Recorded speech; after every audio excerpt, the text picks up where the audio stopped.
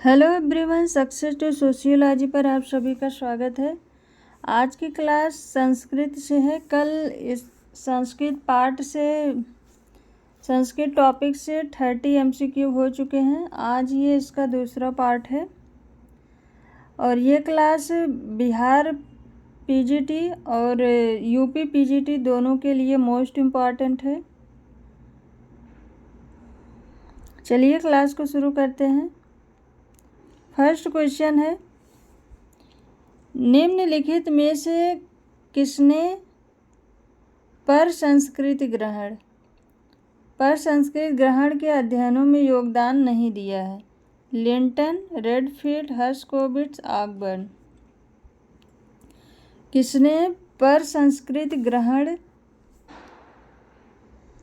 के अध्ययनों में योगदान नहीं दिया है? इसका राइट आंसर है ऑप्शन 4, ऑकबर्न ने योगदान नहीं दिया है।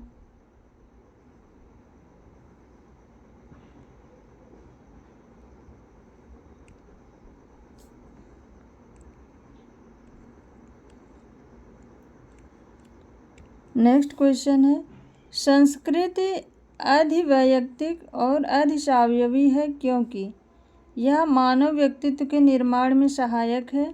जन्म या मृत्यु जैसी शावयवी घटना न होकर यह अपने उद्गम और विकास हेतु संपूर्ण समाज पर निर्भर है। इसकी रचना और निरंतरता किसी व्यक्ति विशेष पर निर्भर नहीं है। व्यक्ति संस्कृत के एक भाग से ही जुड़ पाता है। संस्कृति अधिवैयक्तिक और अधिशावयवी है। इस क्वेश्चन का राइट आंसर है ऑप्शन सेकंड, जन्म या मृत्यु जैसी शावयवी घटना न होकर यह अपने उद्गम और विकास हेतु संपूर्ण समाज पर निर्भर है। ये राइट आंसर है। नेक्स्ट क्वेश्चन है, निम्न में से संस्कृत का अंग नहीं कहा जा सकता? कलात्मक चित्र, पॉप संगीत, सितार वादन, व्यापारिक बैंक प्रणाली। कौन संस्कृत का अंग नहीं कहा जा सकता है?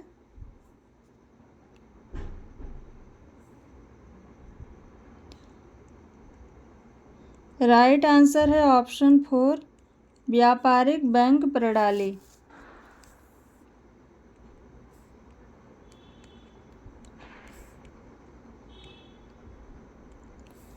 नेक्स्ट क्वेश्चन है, संस्कृत संक्रमण में निम्नलिखित में से कौन योगदान करता है? मनुष्य की आचार निर्माण करने की शक्ति, मनोवैज्ञानिक अनुकूलता, समूह के मूल्य एवं सिद्धांत, समूह संस्कृति।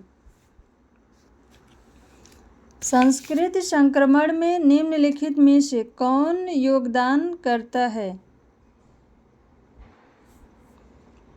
राइट आंसर है ऑप्शन सेकंड, मनोवैज्ञानिक अनुकूलता। नेक्स्ट क्वेश्चन है, सांस्कृतिक विलंबना सिद्धांत के प्रतिपादक कौन है? Max Weber, Wissler, Ogburn, Nadel. सांस्कृतिक विलंबना का सिद्धांत ये ऑकबर्न ने दिया है। ऑप्शन 3 राइट आंसर है। इनकी पुस्तक थी सोशल चेंज, जो 1922 में आई थी। इसमें इन्होंने सांस्कृतिक विलंबना का सिद्धांत दिया था और 2 प्रकार की संस्कृत बताई थी, भौतिक और अभौतिक संस्कृत, जिसमें भौतिक संस्कृत आगे हो जाती है और अभौतिक संस्कृत पीछे रह जाती है। उसी को इन्होंने सांस्कृतिक विलंबना कहा है। नेक्स्ट क्वेश्चन है, प्रिमिटिव कल्चर नामक पुस्तक लिखी है? मैक्स वेबर ने, दुर्खीम ने, क्रोबर ने, टायलर ने। प्रिमिटिव कल्चर नामक पुस्तक लिखी है। राइट आंसर है ऑप्शन 4, टायलर ने लिखी है। नेक्स्ट क्वेश्चन है, संस्कृत जीवन व्यतीत करने की संपूर्ण विधि है। यह किस विद्वान का कथन है? हॉवेल, हर्शकोविट्ज, मैलिनोवस्की, बीर स्टील। संस्कृत जीवन व्यतीत करने की संपूर्ण विधि है, ये परिभाषा दी है मैलिनोवस्की ने। ऑप्शन 3 राइट आंसर है।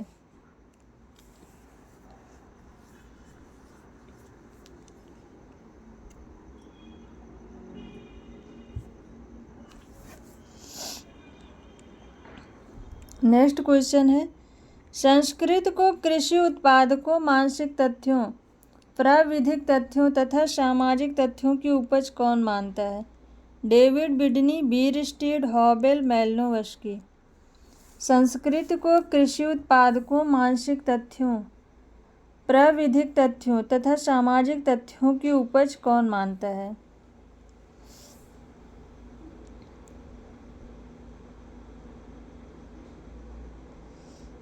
राइट आंसर है option first, David Bidney.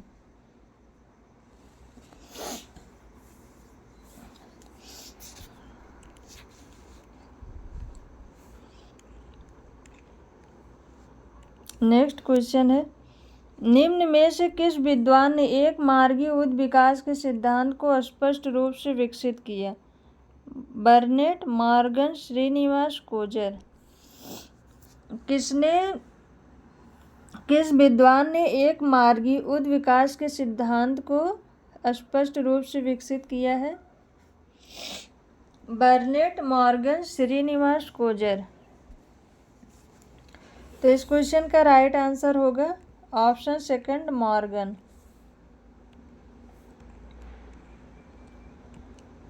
Next question है, समनर द्वारा बताए गए संस्कृति परिवर्तन के कारणों में निम्न में से कौन सम्मिलित नहीं है? संस्कृति का 100% हस्तांतरण असंभव है, बाह्य दशाओं में परिवर्तन, अनुकूलन का प्रयत्न, मानव आवश्यकताओं की पूर्ति।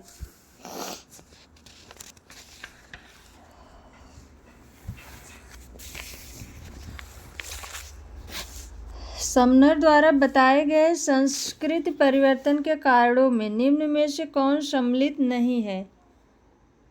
तो राइट आंसर है, संस्कृत का 100% हस्तांतरण असंभव है और बाह्य दशाओं में परिवर्तन, अनुकूलन का प्रयत्न, ये सभी सम्मिलित हैं।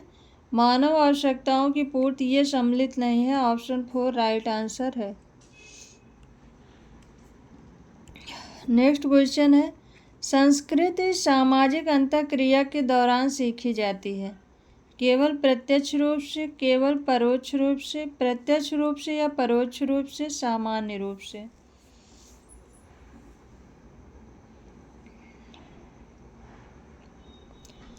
संस्कृति सामाजिक अंतःक्रिया के दौरान सीखी जाती है, तो प्रत्यक्ष और परोक्ष दोनों रूप से सीखी जाती है। ऑप्शन थर्ड राइट आंसर है। नेक्स्ट क्वेश्चन है, जब संस्कृति सामाजिक संबंधों में परिवर्तन को जन्म दे तो यह कहा जाएगा? समाजशास्त्री रुचि का परिवर्तन, सामाजिक रुचि का परिवर्तन, सांस्कृतिक परिवर्तन, उपरोक्त सभी। जब संस्कृति सामाजिक संबंधों में परिवर्तन को जन्म दे तो यह कहा जाएगा? ऑप्शन फर्स्ट, समाजशास्त्री रुचि में परिवर्तन।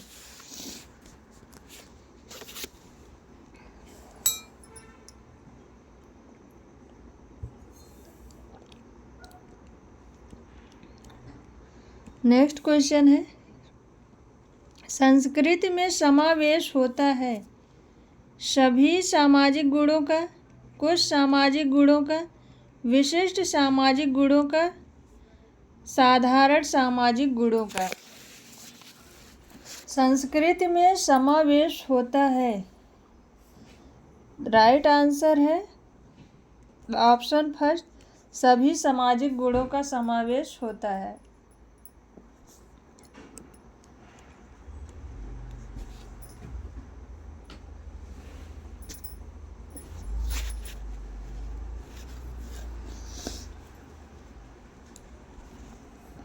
नेक्स्ट क्वेश्चन है, cultural patterns and technical change नामक पुस्तक निम्न में से किसकी है?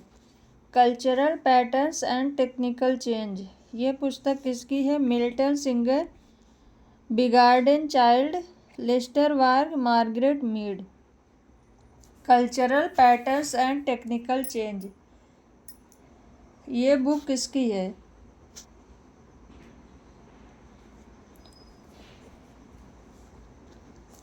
राइट आंसर है ऑप्शन 4, मार्गरेट मीड की ये बुक है। नेक्स्ट क्वेश्चन है, सांस्कृतिक विकास की 3 अवस्थाओं का उल्लेख किया है। मॉर्गन ने, हर्बर्ट स्पेंसर ने, एस.सी. दुबे ने, रिजले ने। सांस्कृतिक विकास के 3 अवस्थाओं का उल्लेख किया है। तो राइट आंसर है ऑप्शन फर्स्ट, मॉर्गन ने। इन्होंने 3 अवस्थाएं बताई हैं, जंगली, बर्बर और सभ्य।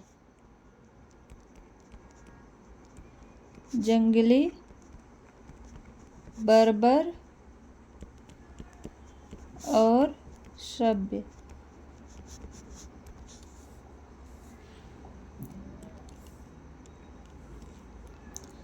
नेक्स्ट क्वेश्चन है, डॉक्टर एस.सी. दुबे के अनुसार निम्न में से कौन सा सांस्कृतिक विभाग नहीं है? आदि पाषाण युग, पूरा पाषाण युग, नव पाषाण युग, औद्योगिक पाषाण युग।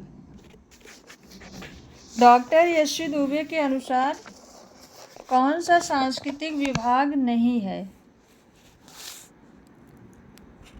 तो राइट आंसर है इसका ऑप्शन 4, औद्योगिक युग ये नहीं है।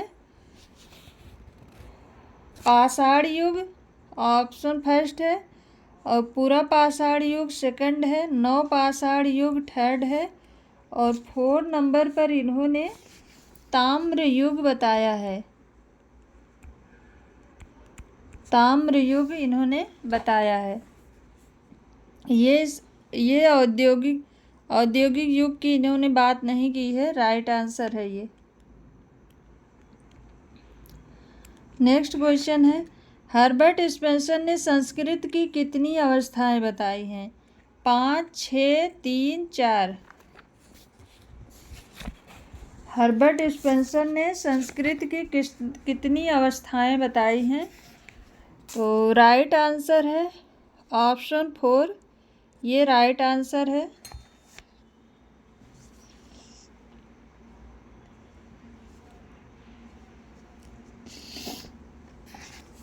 चार अवस्थाओं में इन्होंने पहला बताया है शिकारी या फल एकत्र करने वाली।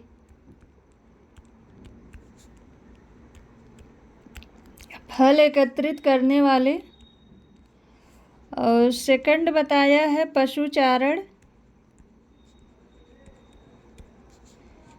पशुचारण अवस्था।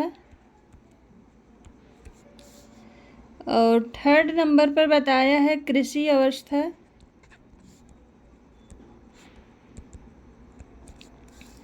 और 4 नंबर पर इन्होंने औद्योगिक अवस्था बताई है।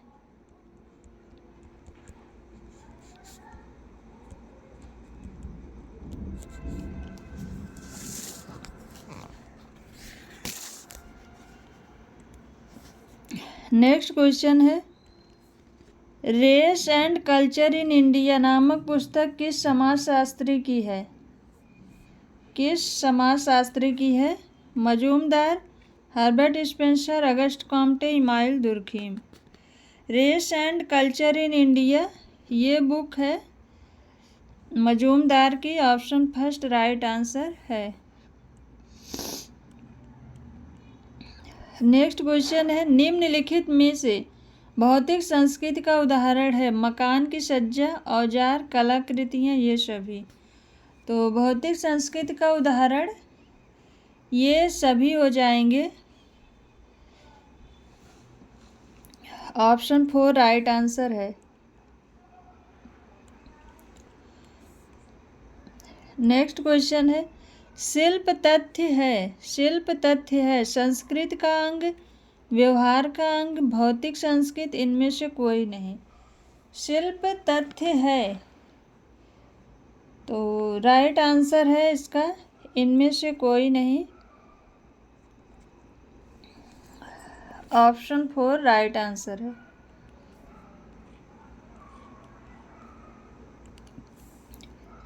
नेक्स्ट क्वेश्चन है, निम्नलिखित में से कौन सभ्यता का अंग नहीं है?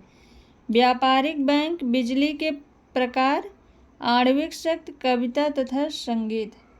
कौन सभ्यता का अंग नहीं है? तो व्यापारिक बैंक ये है, बिजली का प्रकार ये है, आणविक शक्ति ये, कविता और संगीत ये नहीं है। राइट आंसर ऑप्शन 4 होगा। नेक्स्ट क्वेश्चन है, निम्नलिखित में से कौन संस्कृत का अंग नहीं है? रेल पथ, संस्कारों का परिपालन, हमारी आध्यात्मिकता, धार्मिक सहिष्णुता। इसके पहले वाले में सभ्यता का अंग नहीं है पूछा था, इसमें पूछ रहा है संस्कृत का अंग नहीं है। तो राइट आंसर होगा रेल पथ, ये सभ्यता के अंतर्गत आएगा, भौतिक संस्कृति में आएगा ये। राइट आंसर है ऑप्शन फर्स्ट।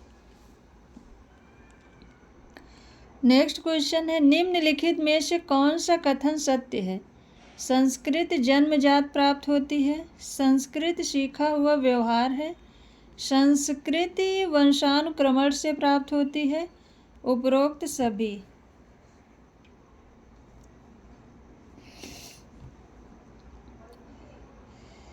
कौन सा कथन सत्य है? तो राइट आंसर होगा ऑप्शन सेकंड, संस्कृति सीखा हुआ व्यवहार है, ये ऑप्शन सही है। नेक्स्ट क्वेश्चन है, निम्नलिखित में से कौन सा कथन सत्य है? संस्कृति संचारित या हस्तांतरित होने का गुण नहीं रखती है, संस्कृति संचारित या हस्तांतरित होने का गुण रखती है, ए और बी दोनों, उपरोक्त में से कोई नहीं। संस्कृति संचारित या हस्तांतरित होने का गुण रखती है, ऑप्शन सेकंड राइट आंसर होगा।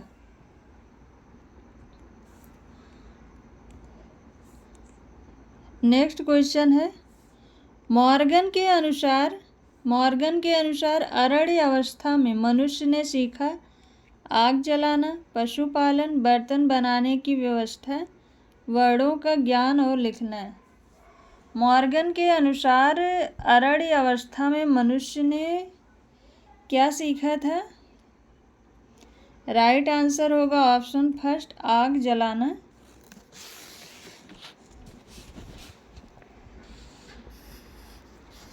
मॉर्गन ने संस्कृत की 5 अवस्थाएं बताई हैं।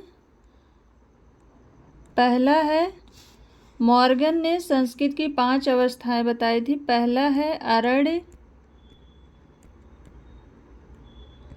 अरण्य अवस्था, सेकंड है बर्बर अवस्था,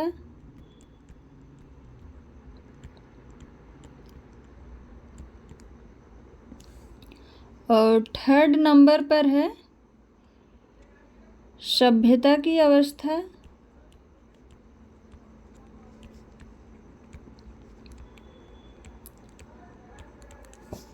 और 4 नंबर पर है कांस्य युग,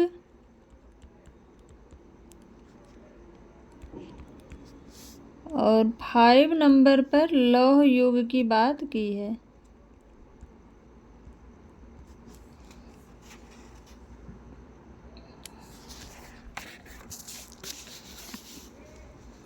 नेक्स्ट क्वेश्चन है, नवाचार को कौन संस्कृत परिवर्तन का आधार मानता है? हॉबेल, बार्नेट, योगेंद्र सिंह, कोजर।